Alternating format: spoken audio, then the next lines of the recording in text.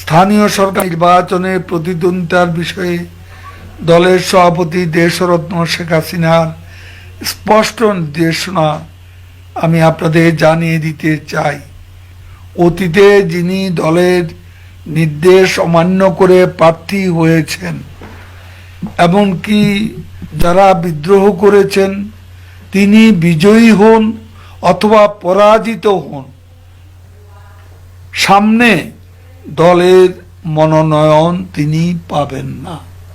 নির্বাচন করে বিজয়ী হয়েছেন, বিদ্রোহ করে বিজয়ী হয়েছেন অথবা পরাজিত হয়েছেন, এমন কেউ, আমি আগেই বলেছি, ফর্ম কিনে টাকা নষ্ট করবেন না, এমন কাউকে নমিনেশন আমরা দেব না।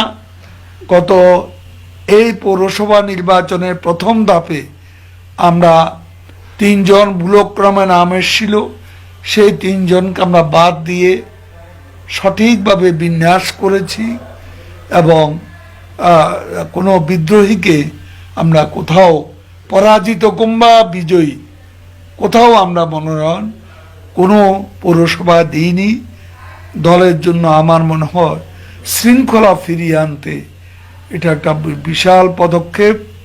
আওয়ামী লীগের সমর্থন অনেক বেড়েছে, এতে কোনো সন্দেহ নেই, কারণ উন্নয়ন অনেক, কিন্তু আচরণ খারাপ করে এই উন্নয়নকে ম্লান করবেন না। শেখ হাসিনা সরকার যে কোনো অন্যায় অপকর্মের বিরুদ্ধে কঠোর অবস্থানে, দলীয় পরিচয় শেখ হাসিনার কাছে কোনো অপরাধীর নিজেদের আত্মরক্ষা ঢাল হতে পারে না।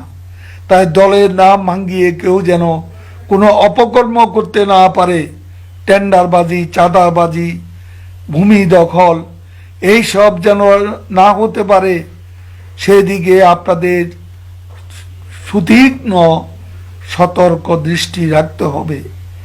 মনে রাখবেন, দিনের পর দিন ক্ষমতার অপব্যবহার করার জন্য দলের পদ পদবি কাউকে ইজারা দেওয়া হয়নি।